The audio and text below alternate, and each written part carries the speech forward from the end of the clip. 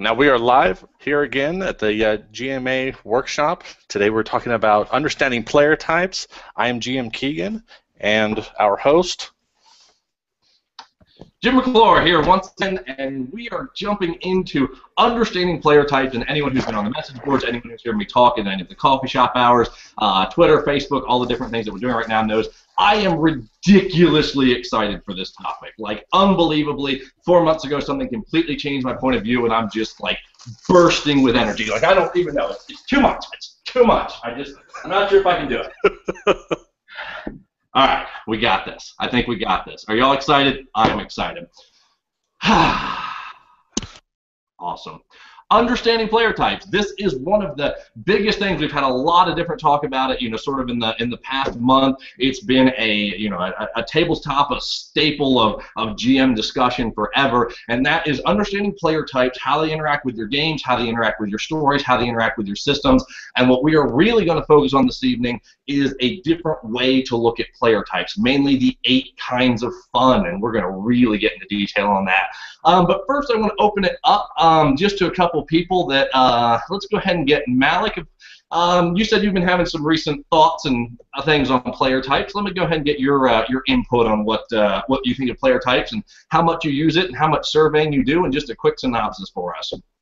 Well, to be honest, I don't look so much for player types so much as I look for players who meet certain expectations and understand what I do in the game, and as a result I think they gravitate towards that. But I generally would like to learn more about player types, because I feel like better understanding the players and what they want allows you to give them what they want in a way, as well as properly creating games around their styles, which makes for a more effective and fun session for everyone. Okay, wonderful. And I'll just throw it out to one other person just to get the conversation flowing here. Melfane, you have any other additional thoughts, comments, what you do, anything like that as far as player types? Yeah, so I'm kind of I have a very particular style. I tend to roll very role-play heavy games, and some people prefer the more different style of gameplay, and I have trouble like determining based on what they report to me if my style of gaming would be something they would enjoy or not. So yeah, I would be very interested to learn about player types, so as to better get ask them more poignant questions about better understanding of what they prefer prior to inviting them into a game, and that turns out to be unenjoyable, and then they leave, or we have to find replacements, and all that, to avoid all that stuff, and communicate more effectively in the beginning and in setting up a campaign. Okay, wonderful, wonderful, good information. Hopefully we'll be able to tackle all of this for our various people. The first thing I want to give is sort of the breakdown, the couple different things we're going to talk about. One being the difference between the DM and PC perspective on gaming as a whole, and this is one of the big things I think people miss. From there, we'll kind of get into the 8 kinds of fun, which is going to be our meat and potatoes of the evening here. And finally, what to actually do once you get this information, because there's a lot of different opinion on that as well. The first obvious thing is people enjoy tabletop and games for different reasons. This isn't a shock to anybody. I think pretty much everyone understands there's different reasons why people enjoy gaming, but it's frequently very hard to quantify what those reasons are. We hear a lot of different stuff like, he's a role-play heavy, or he's a min-maxer, or a munchkin, or whatever the other different terms are. He's a passive player. You hear these different things, but the real answer is those are not player types. Role-play heavy is not a player type, because people like role-play heavy for different reasons, and each of those different reasons you can trigger in different ways as a DM. Players are the absolute worst possible people to tell you what they enjoy. There, I said it, it's out in the world. People are not very good at judging their own actions and judging their own interests, and there's a big reason why.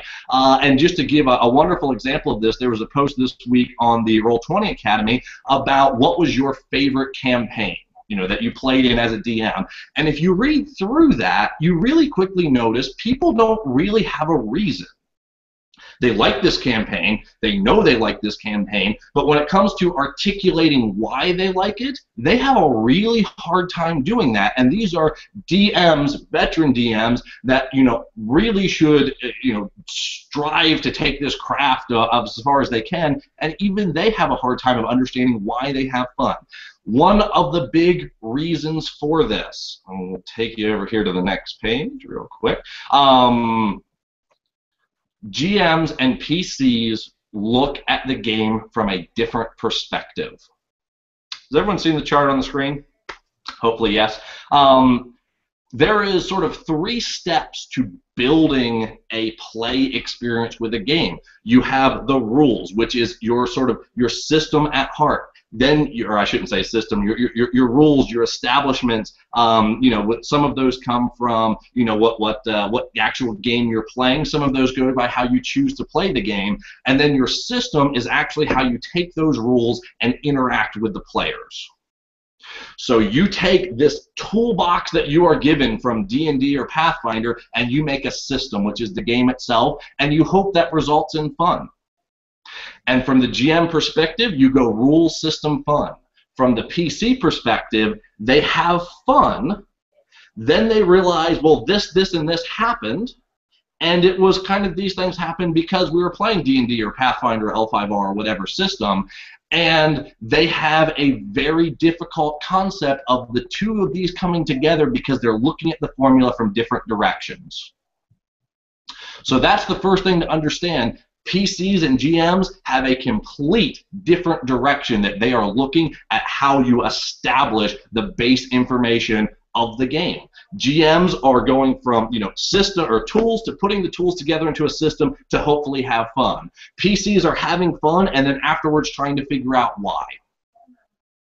So that's one of the big things to understand about the different player types. But we keep having this wonderful talk about fun, this little word that's sticking in here, and we need to understand what exactly fun is. And here we go. There are exactly 8 kinds of fun that you have from a gaming standpoint.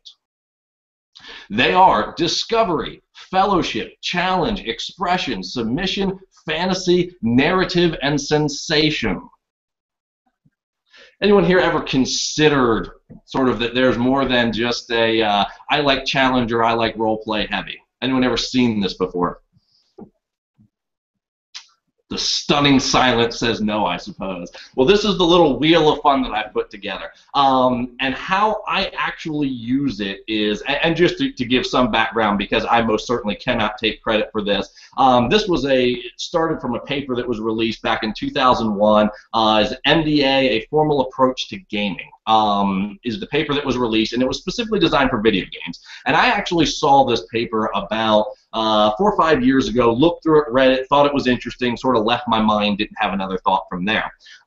However, a recent article by someone that I will actually promote because he does fantastic work, called The Angry DM, did a post about just this thing 4 months ago and how this applies to tabletop. And it was an obvious thing that I should have seen when I read it 4 or 5 years ago and didn't, and he put it in a light that was really interesting, and ever since then it sort of changed my perspective of how I look at players. So what you look at and how I use this formula is I want to determine which of these kinds of fun my players use most. And the only way to do that is to fully understand it myself. So to pull the curtain back all the way, here's me. This is my order of precedent for what I enjoy. Narrative, expression, discovery, fantasy, sensation, challenge, fellowship, and finally submission, in that order. I am very narrative heavy. I am very expression heavy. That's what I like. When I'm talking to players, I don't do big surveys. I don't do big, get-together meet and greets. I explain these 8 things to them, and I ask them to list them in order. And that is exactly how I judge my players. And that is the only tool that I use. Not saying that's the only tool that anyone should use, but that's what I choose to use. So, with that said, now we get into what are these different kinds of fun. So we're going to sort of approach these one at a time and understand sort of what some of the different things they do to players, and players that sort of key in on specific ones. Because, like I said, what you'll find is every single person enjoys all 8 of these. There's no one that doesn't enjoy any of these. It's science. They say it's proven. But people put different weights on different level of enjoyment. So some people are going to be much more focused on discovery. Some are going to be on fantasy. Some are going to be on challenge. These are the different player types, and which ones creep to the surface is really what your player types are. So let's go into the first one. Our first one is sensation. Now, what sensation is the tactile feel. The wanting something physical to touch, to hold, to, you know, reach out and grab, and you feel a connection to the world from that. So sensation players, they will dig into anything physical at the table. They love dice, they love maps, they love miniatures, they love music. You know, music gets them in a scene, it gets them going for it. They love all of that kind of stuff, handouts, and you'll see this quite frequently. Is the you know, you'll have DMs that are really big on, well, I want maps and I want handouts and I want all of this kind of stuff, and some players really like it and some players don't, and it depends on how highly they rate sensation. If we look at mine's way down at number 4. I like sensation, I like music, but it's not entirely the same. And for those asking on the chat as far as what perspective that I'm presenting this from, I'm presenting this from neither perspective. The perspective of DM versus PC is an issue of trying to go to the table, play a session, and then determine what kind of fun that you have. And the problem with that is trying to answer that question. Both sides are looking at it from different ways and don't understand each other's answers. This method bypasses all of that. So to answer those on chat who are asking which perspective, DM or PC I'm talking about neither. But yeah, sensation is a big thing on that.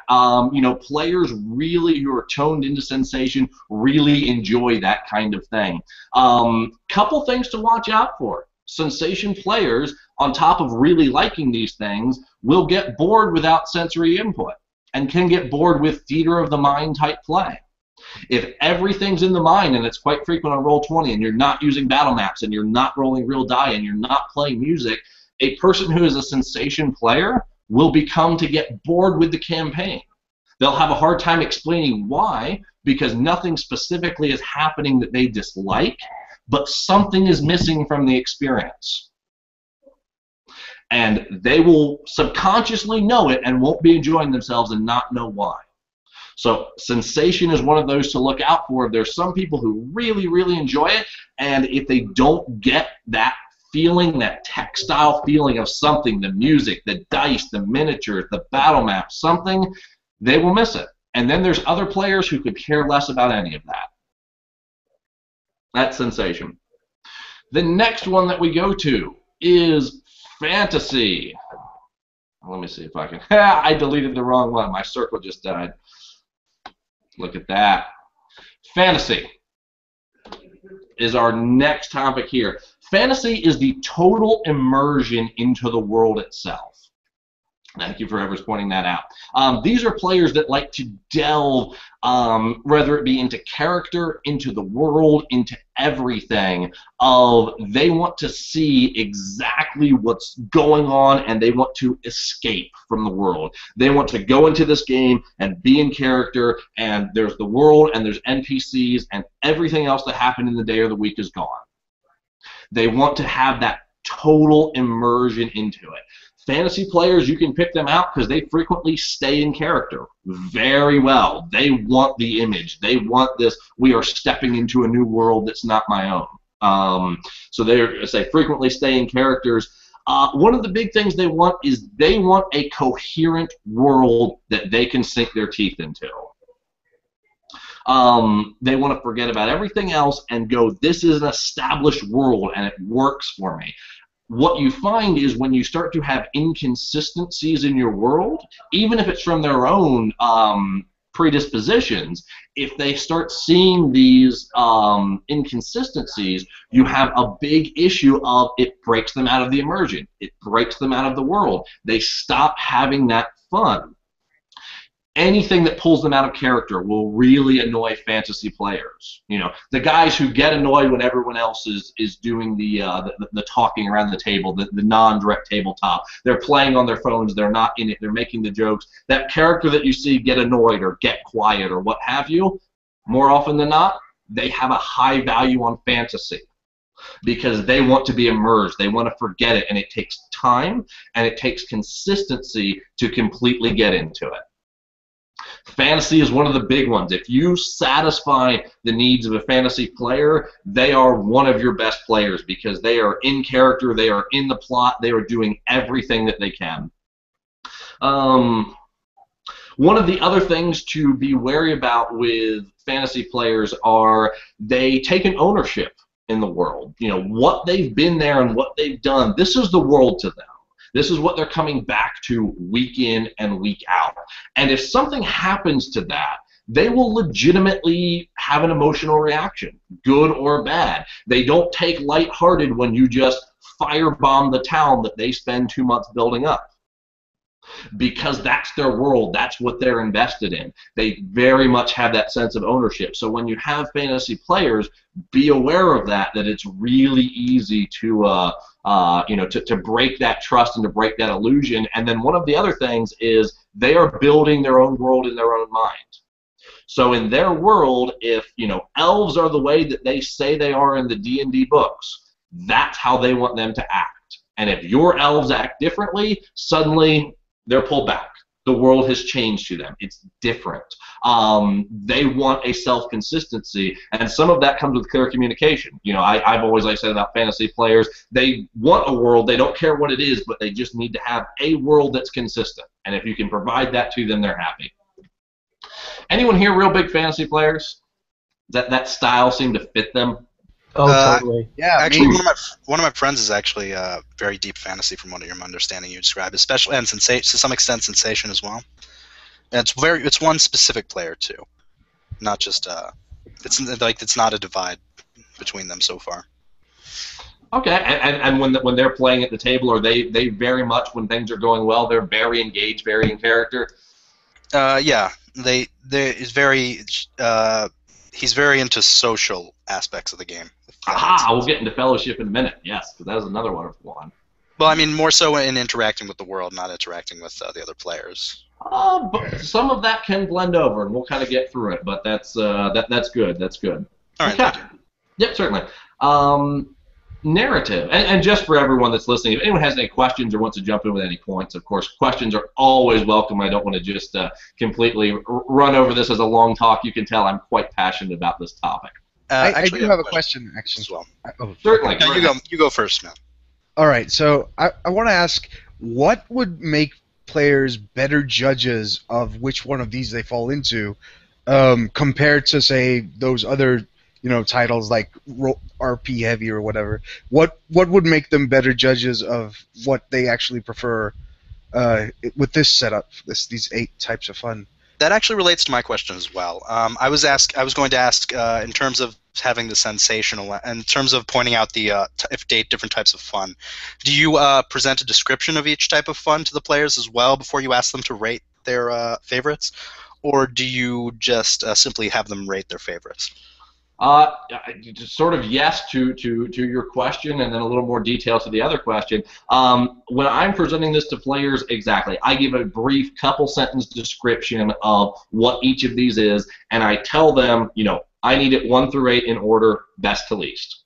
No ties, nothing like that. Each one has to be above the other, because it really makes them think about each one and look over it and do as much self-reflection as they can. Point number 2, and this comes from being in sales my entire life, I never trust the consumer, which is the player. They are going to present, to a degree, what is their self, but as well as what they think might be the correct answer. So what I'm going to do is I'm going to take those, I drop them in a little Excel sheet, and then as I'm playing the game with them, I change around to what I think that they are. and what they actually go to. Not saying that every DM should do that, but you are going to find inconsistencies in what the players tell you versus what reality is. And there's no 100% foolproof way to get through this. What this system of the 8 kinds of fun is something that I have used that is a lot better than asking, hey, do you like role play or do you like combat? Which is what a lot of people do. Or a session 0 and try and fill them out. I always want something quantifiable, and the 8 kinds of fun has worked phenomenally for me. All my players in my game, I've got just about, I'm pretty sure, pinpoint accuracy on them. But most players, for what they give you, is 90% accurate. It's just some of the other little details. So I hope I answered your question. We're going to move on here to the third one. Which, certainly. We have another question? So what do you do with that information? Do you try to put... Yeah, can you hear me? Yeah, I can hear you, certainly. Okay, I think we lost you again, but you asked for what exactly we do with that information. We're going to discuss that at the very end of this once we get through it, because there is a lot to, what you actually do once you have it, and we'll get to that at the end. So, kicking off here into our third one, narrative. This one is incredibly close to home, because if you remember, that was the #1 my interest. I am completely a narrative player. I want a story.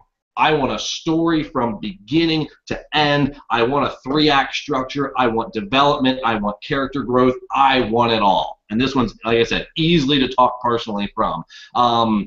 If you don't have that clear story, it really presents issues to people who are narrative heavy. And I think in general, a lot of people put a lot of value on narrative. We talk about it all the time of, are you telling a good story? And that was the first workshop that we did for it. Is understanding that, but it's not everything to everyone. There are certain people that certainly enjoy it more than others. One of the things narrative people want, they want direct influence in the narrative. They don't want to be presented a narrative to watch. They want to be able to actively participate and influence that narrative. If you just present them a story in front of them that they get bounced from place to place, you are not scratching that itch that narrative players want. They want to be interactive with the story, because that's what sets tabletop apart from reading a book or watching a television show. They can be part of this awesome story and get to affect and change it. One of the big things, I talked about this in the plot one, they want a finale. If you do not give a finale to your story in a narrative play style, they will be very unhappy. Because if you get that total build-up to that lack of payoff, it's terrible to them, because everything that happened before meant nothing. Narrative players are always looking to build up to a finale that hopefully is better than the build itself. So, if anyone was asking, did I hate the show Lost? Absolutely, because they just killed it for me. Terrible people. Definitely. Narrative people, you will also notice frequently they will ask stories after the plot resolves. They'll want to know the side stories, what this person did, what that person did. They will ask you these questions that, maybe they were just extra strands in the story that didn't get used. They'll want to know completion. They'll want to know all of the different things that happen. Big key for narrative players. Like I said, they will get very unhappy and very disinterested in your story if the story starts to break apart. If we went here to do this and then suddenly we're doing 18 other million things and the guy that we were chasing into the city is no longer of interest, you start losing a narrative-based player. They want that cohesive story that goes from, I'd say, not necessarily linear from point A to point B, but they want a natural progression that happens with the story. And if you're just out in the woods fighting kobolds and trying to build a thieves guild and all of this stuff without, sort of structure to the plot, you start losing narrative-based players. So that's one of the big things to look for with that. Also, like I said, they will be very unhappy with unresolved plot threads and without a finale. They want to know this stuff. They want to see it resolved. If it doesn't resolve, it made everything that happened before, a non-issue to them. So that's narrative players. We're going to tackle one other, and then we'll sort of open up maybe some more questions, so be thinking of them. After you get done with, or after narrative players, we have challenge. And this is the exact opposite end of the spectrum. And most people have a clear understanding of what challenge is. Challenge is players that want to be, challenged to a game. They want to succeed and win under difficult odds. They want that, win, lose, we have to fight to scrap. I had to use the right strategy. I had to use, the right character build. I had to have all of this because I have to succeed and overcome the challenge that is presented from the game. Now, the thing about challenge players is they really get invested if you're presenting them regular challenge to overcome. Challenge players are great at that. They just, if you're scratching the itch that they want, they are 100% fully invested in your game. Phenomenal players to play with. They want to have that sense of winning.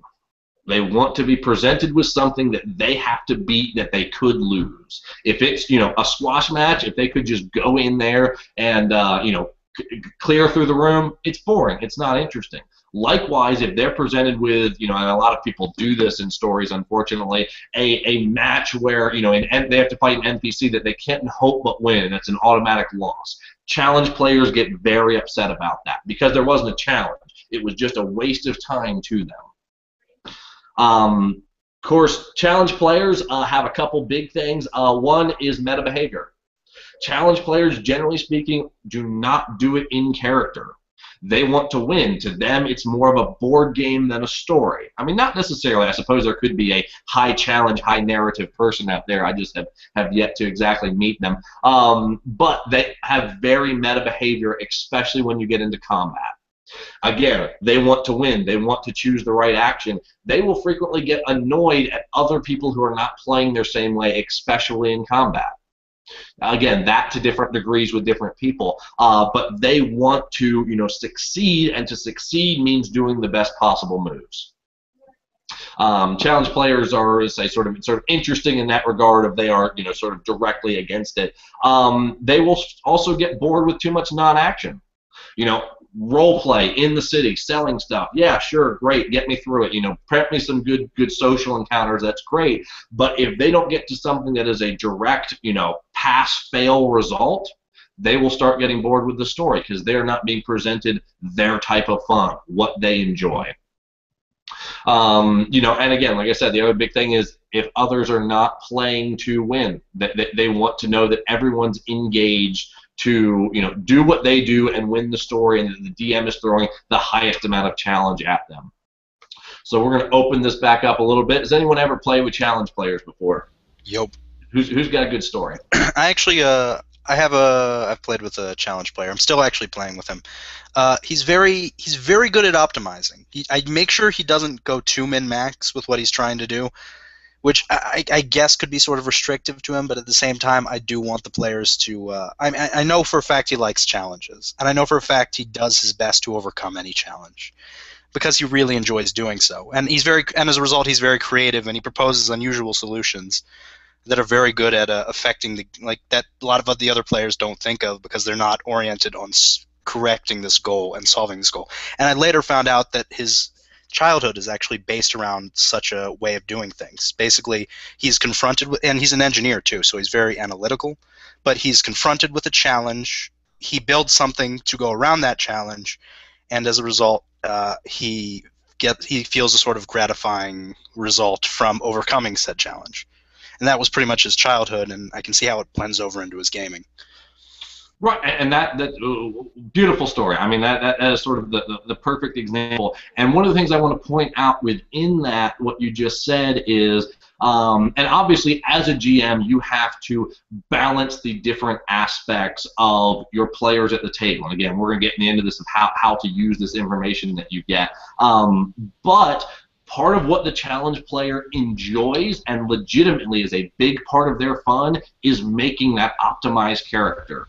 We haven't talked about expression yet, but the two big player types that really dig into character building are challenge and expression. And again, we'll get to expression later, but challenge players love that aspect of I'm going to build something that can overcome, and it's a big part of fun for them.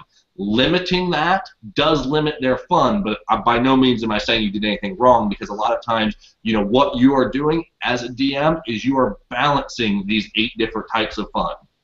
So I have a question related to that last point. Sure.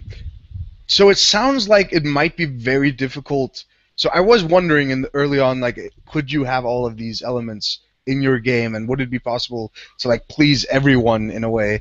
But it really does sound like you're saying there's a kind of opposition between the challenge players and maybe the narrative-heavy players, that in that they're very meta, and that's something the narrative-heavy players would not, take to very well. And so I'm wondering if you could challenge the challenge players with a narrative, possibly, without it being combat, or I don't know. I'm just curious if there's a way to fit everyone in it somehow.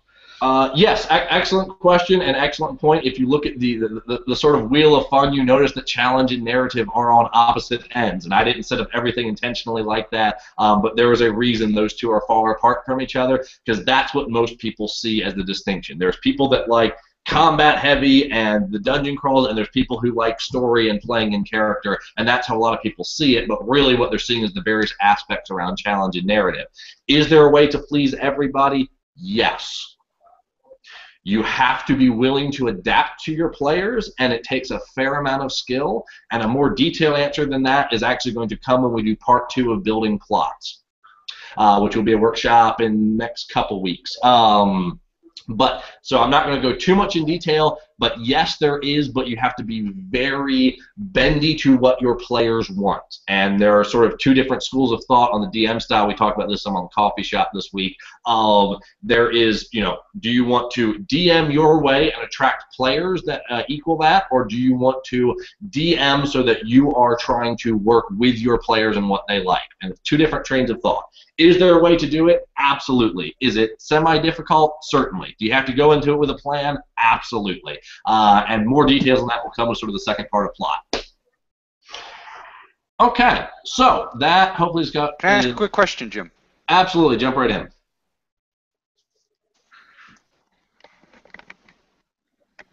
Yeah, go right ahead.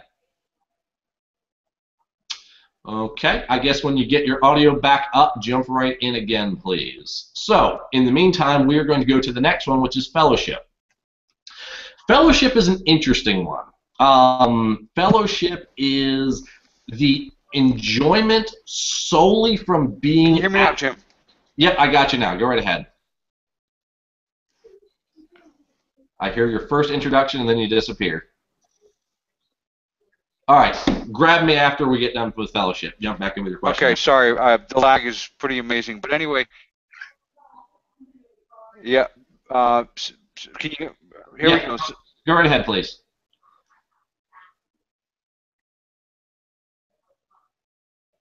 Okay, jump in after fellowship if you can. So, as far as I'm concerned, with the DM, before we move on off the challenge, if all the characters get to a point where...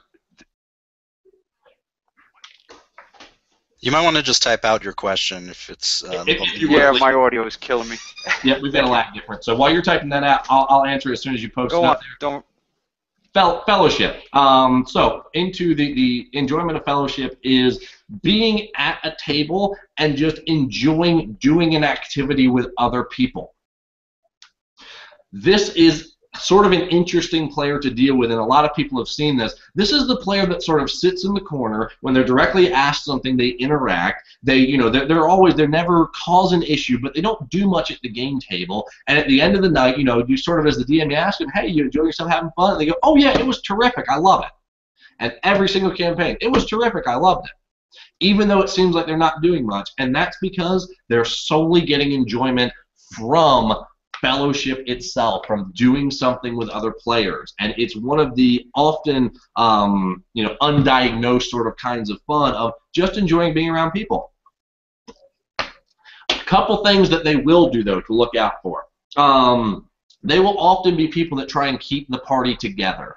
They don't like player versus player. They want people to be working as a cohesive unit together to, you know, sort of help out each other and move towards a common goal. So you'll frequently see them as the peacemaker in the group. You know, they try and keep the group together, keep everyone happy. If there's tensions, they want to resolve it because they want a right, happy world. You know, even if outside forces are attacking the group because it's tabletop, it's fine, but the group itself needs to be a whole. They're rarely, like I said, a problem player. You know, it's just the hard thing about them is a lot of times they give very little feedback, and they don't even necessarily understand. They just, yeah, I love tabletop, and it's because they enjoy doing something with people. So fellowship, there's really not a lot to it. There's some people that really, really enjoy it. In my L5R game, I have a person that I've got him ranked as #2 in fellowship. He's a great player, has had some great scenes, but he loves every single play session because we're just there and we're interacting, and he loves it, and it's great. So that's sort of the fellowship one. Next we have is discovery. Discovery is an interesting one. Discovery is the art of exploring the world, exploring the characters, exploring the NPCs, digging into all of that, and just being able to go and find something. There are players who are high on discovery that this is legitimately the enjoyment that they get. They want that fully fleshed out world. They want the map that has, you know, 20 different cities on it and every little forest in between and every single lake, and they just pour over that because they want to explore it. They want to look at every river. They want to run with the wild deer. They want to go into every single cave that, you know, you talk about. They just get enjoyment from discovering the world and talking to the NPCs, and that legitimately in and of itself is satisfying what they're looking for in fun.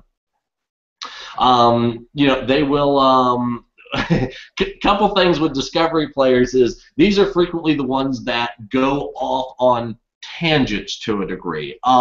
You're talking about, you know, this bridge that goes into town, and, you know, there used to be a troll there, and that's where it gets its name, Troll Toll, from, you know, and all of this, and then you're moving on to the city with the king that you're supposed to meet to give the quest, and they want to sit around and talk to the locals and go underneath the bridge and look all around it. And it seems very derailing, but what they're looking for is to find something that everyone else missed. That is the itch that they want to scratch, the discovery player. Let me find something. So it seems like almost maybe they're being disruptive. It seems like they're not interested in the campaign, but what they actually are really interested in is discovering territory, seeing what has been unseen before. Let's see. We have, you know, they want to be told what to found. There is a interesting logic that's been floating around as far as discovery. It's been a debate of you're going through an underground cave and your party enters a room and you tell them what's in the room. And that's one logic, and that's what a lot of people do. And then there's this other logic of allow the players to describe the world that they come into. You as the DM is going to determine stuff, but let them tell you how high the cave is. Let you tell them if there's a crystal clear lake in it and all of that. Discovery players, they want to know that this world is set in stone, and when they make a left turn, you know, in the cave, it's not you pulling something out of your GM toolkit. It is them, you know, discovering something that is part of the world and feels established. I don't know how many times I can keep saying discovery, discovery, discovery. Discovery people like to discover things. It's really straightforward. They will frequently get annoyed and start wandering off if you keep them within certain areas. If you drop them in a cave structure that every room is the same and they stay in there for 2 or 3 play sessions, you'll see them get bored and disinterested. You keep them in the same town that there's not enough stuff to do, you will see them get bored and disinterested. It's one of the big things that discovery people need. They need that constant way to search and discover more. And if they're not getting that, they'll get unhappy. You know, one of the things, of course, to look out for, like I warned, these are people that can derail a campaign. These are people when, you know, the plot is to hunt down this guy in the small town, and he just wants to go out in the forest because some gnome talked about, you know, a circle of stones that's been an ancient family thing forever. The discovery player goes, I don't care about tracking down the guy. I want to see the ancient circle of stone because that's different. No one in the town seems to care, so I want to go take a look at that. And it's not them intentionally derailing your campaign. It's them trying to get their specific type of fun out of it. So discovery players are another good one. I don't suppose we got a question up there, so, and let's see, we got about 20 minutes left. So let's go ahead and move on to the, yeah, we don't have it typed out yet. Yeah, let's go ahead and move on to the next one while he's typing that out. Expression players. Let me get back in the screen share here. Expression players are players that want to express themselves through tabletop. And I draw a square under it. We'll have to deal with the square. Expression players, and I am, you know, a big one. It's got really big. If you again, you look at my top 8, my number 1 is narrative, my number 2 is expression, and my number 3 is a very distant third. Narrative and expression are the big things that I have. Expression is wanting to play yourself or a piece of yourself through a character, through a story. You know, a lot of people go, you play some crazy characters, and I go, it's a piece of my psyche somewhere. That's the, you know, the crazy old kook pacifist who refuses to fight in a Pathfinder game that's decided to fight. You know, that's a piece of me in somewhere that I want to get out, I want to express. Frequently, expression ranks very high for DMs. Because we have stories that we want to get out. We have worlds that we want to get out. We want to show what we can do. We want to show these things to players. Expression is a very high trait that comes out within DMs. The other thing is role-playing well, sticking in character. People who are high on expression will very much stay in their character and very much make choices based on their character. Expression people are really, really good about that. Often you will see the expression players come up with the wacky ideas. You know, the guy who wants to ride hot air balloons in your Pathfinder medieval type game. They will come up with these sort of grandiose ideas because it's something within them somewhere that they want. It's not a characteristic of sort of the other types of fun. When you see the players coming up with these unique, quirky ideas, those are your expression players. You know, they want to get that out of them. They want to play it. They want to go through it. They love character interaction above all else. That's what they want to do. They want to have their character interact with other unique, interesting characters and be able to play it out. A lot of times when people say, do you like role play heavy? There's 2 big kinds of role play heavy. There's the narrative and there's the expression. And a lot of people, again, myself, I'm sort of, those are 1 and 2 for me, so those are really, really high. But yeah, the expression players love the role play, love to do it in character, everything like that. Couple things to watch out for with expression characters. They will be very unhappy with forced character action. When you make their character do something, yeah, and I see the question, we will get to that at the end. When you make an expression character do something, when you start the campaign that says, you all messed up, attacked the guard, and now you're locked in chains down in the basement, you have immediately turned off the expression character because you have told him what actions his character would do. They never like forced action. They never like forced change to their character. They will absolutely change their character. They will change, they will address, they will get different, but they never want it forced upon their character because that's someone else changing their own piece of themselves.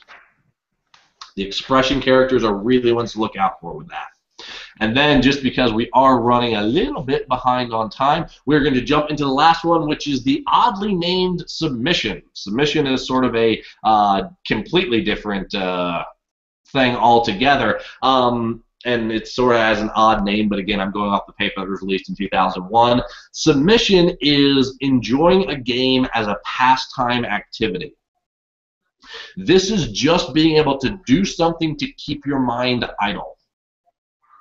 And a lot of people really have a hard time understanding that they enjoy the submission kind of fun. It is sort of uniquely different, but it is very prevalent. And the way to tell that, I don't know if it's still the #1 selling computer game of all time, Minecraft. I think it is. Someone will correct me on that. Minecraft is incredibly popular because so many people love the submission style of play. Grinding from the old RPGs is a submission style of play. World of Warcraft, going out and just doing levels, is a submission style of play. It is doing something repetitively that is easy to unwind and do while still being enjoyment. I see someone put Diablo. Diablo is the same way. Submission is frequently very hard to do, and I personally feel incompatible with tabletop. There are submission players that do it. You know, a lot of times these are the players that are drugged there by a friend that aren't, you know, that motivated about the game, aren't directly that hands-on into it, but they still at the end of PlayStation go, yeah, I kind of had fun because they did something. They got to do something, and it was, you know, hopefully not that physically intense. They will get very off-put with making their character the center of attention. You said, you know, your character has to do this. It's, I don't know what to do. A lot of times you can see this with people who, you know, in combat that take a long time with their turns, even if they know the system. Obviously, some of that can be system, but they, you know, they just want to be doing something that does not take a lot of mental thought and a lot of mental activity. Again, I personally feel submission to a degree is at odds with tabletop because tabletop takes quite a bit of cognitive use to interact with the game. So understand if you've got a submission player that they are sort of a unique brand because they're never going to have that much fun. They're always going to have some fun, and you know you kind of have to work with them on what they want and what they don't want. So those are the 8 different kinds of fun. And before we jump into exactly what to do with these, we did have a question from earlier, which I'm going to read out loud here. In regards to challenge, I feel that if the characters end the session with just barely enough life and almost winded, so to speak, I feel like it was a good session. I think that was, or I guess it was more of the comment. Yes, that is, and that was from Lewis and Cheryl. I'm not sure which you were both there on. That is, you know, crystal clear to me. I see that, and the first thing I do is I take your little challenge thing, and I take that, boop, up to number 1. Because that's what you like. You know, it's that they just barely hung on, but they, you know, they defeated the odds.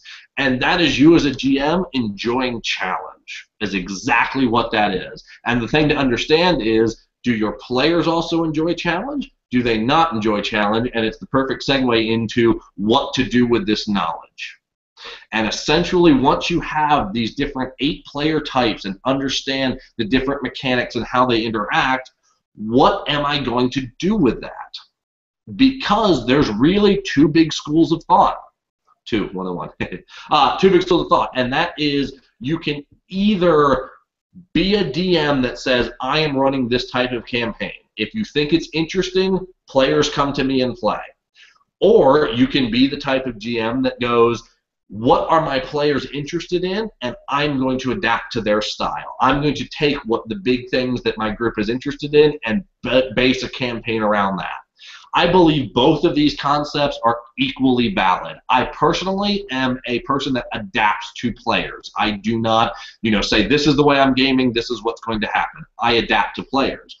But having said that, there is one kind of adaptation that I don't do. And if we look, and I'm going to take us back actually to my character sheet and see if anyone can figure out which thing I don't like. Screen share for everyone else. There's one big play style that I will not do. Well, submission, yes. Because it's number 8. I run campaigns that are very much involved. You know, I have a rule at my table which is a maximum of 10 minutes can go by without you interacting. You will not sit at my table quietly. I will make sure of that. Submission players, not necessarily best at my table.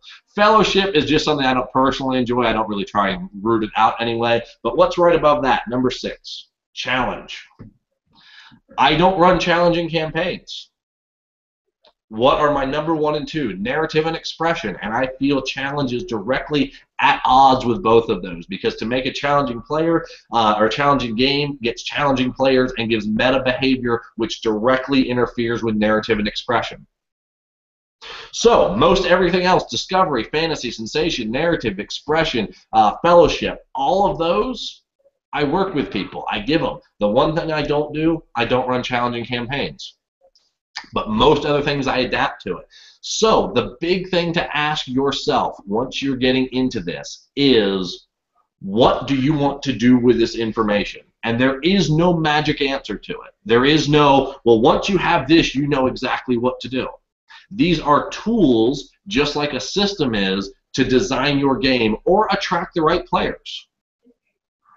Because one of the other big things to consider, and this is our last sort of 10 minutes here, is very much open forum, so if anyone has questions and comments, we by all means can jump right in here. But one of the big things to understand is, once you have this information, what is going to work with your table? Because even if you are a DM that says, I'm going to run a challenging game, are you ever going to get players that have identical 8 kinds of fun?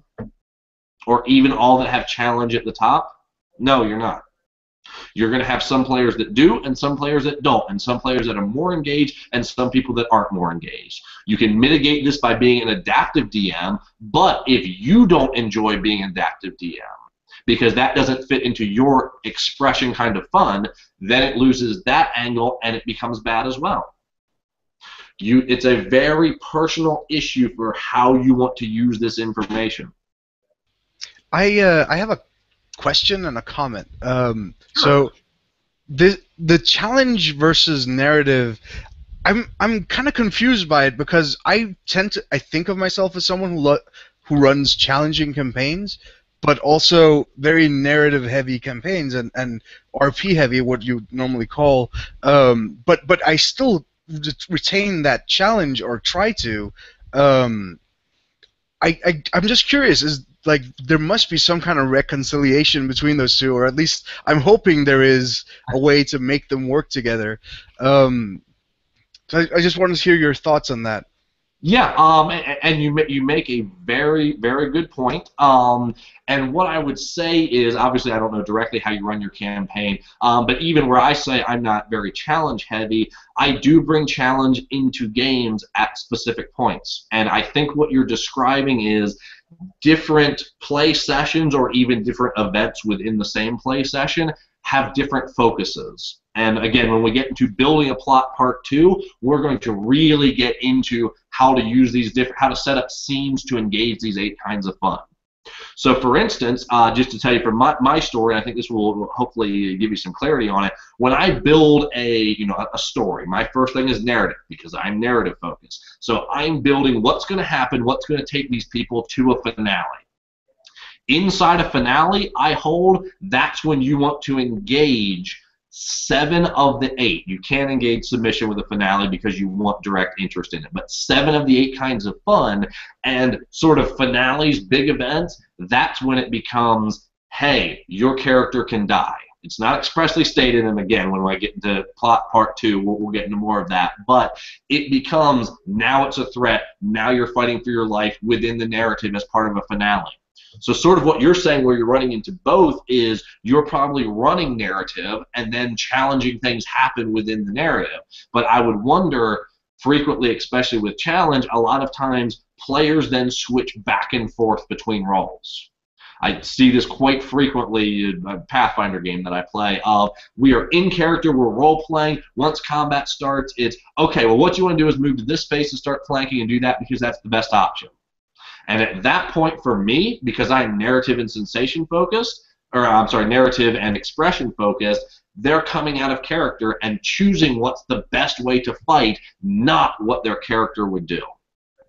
So there's nothing wrong with that. As a matter of fact, I highly encourage bouncing around the different 8 kinds of fun and having different events throughout your campaign. Encourage each of these, and that's how you engage the different people who enjoy different things. I'm just wondering, could you possibly hinder that meta talk? Could you say, don't do that, or like, let's represent this combat as if it were, part of the actual narrative, so you don't get to communicate openly about, like, flank him or what, unless your character actually yells flank him or something like that. Would that satisfy the narrative heavy people, do you think? Yes, at the expense of the challenge heavy people. And this is the constant trade-off that you do between these different things. The challenge people want to thrive in this situation of challenge. If you tell them you have to play in character, you can't do this, you are limiting them, but yet still threatening them with possible death. And you engage different types of fun with each of those behaviors. Can you absolutely do that and engage the narrative people and the challenge people still enjoy themselves? Certainly. Again, every single person enjoys all 8 of these kinds. There's no one who does not enjoy one of these 8 kinds. It's what's more prevalent. And if someone is very, very challenge heavy that that's what they want, you will upset them with that. Not consciously, you won't see it, but you will see them have less fun than encounters where they get to do their full normal combat way. I had a group implode because of that. Mm-hmm. Go ahead.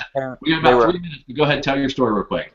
Apparently, most of the group was challenge rating and everything, but in one session, I told them I want to keep the meta out of it, try to keep it more narrative and everything, and basically the game just imploded because they couldn't discuss various options and all that stuff. Couldn't step basically away from the board, and it's like, okay, I need to move here to get this amount of bonuses and all this stuff, and the game just basically imploded on itself and just died right then and there.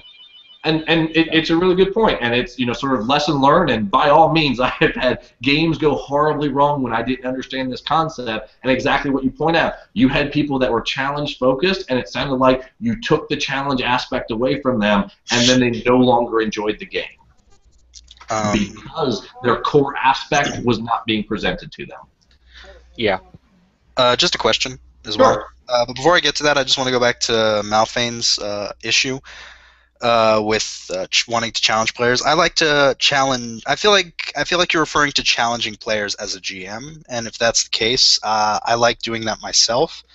And I feel like it kind of that to some extent can be related back to the previous workshop that we conducted on setting up combat encounters, because if you set up conditions in which the players are forced to struggle in a scenario, you can challenge the players as well as lead to a more narrative-based story after the challenge has been completed, because then you complete that part of the story, at least from what I understood from the building a combat encounter workshop.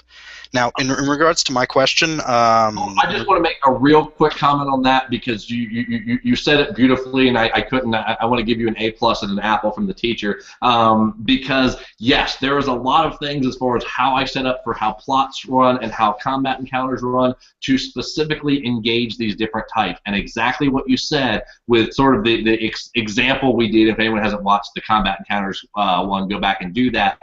We created a combat encounter that allows challenge to happen and story to move forward, and that way it engages as much as possible.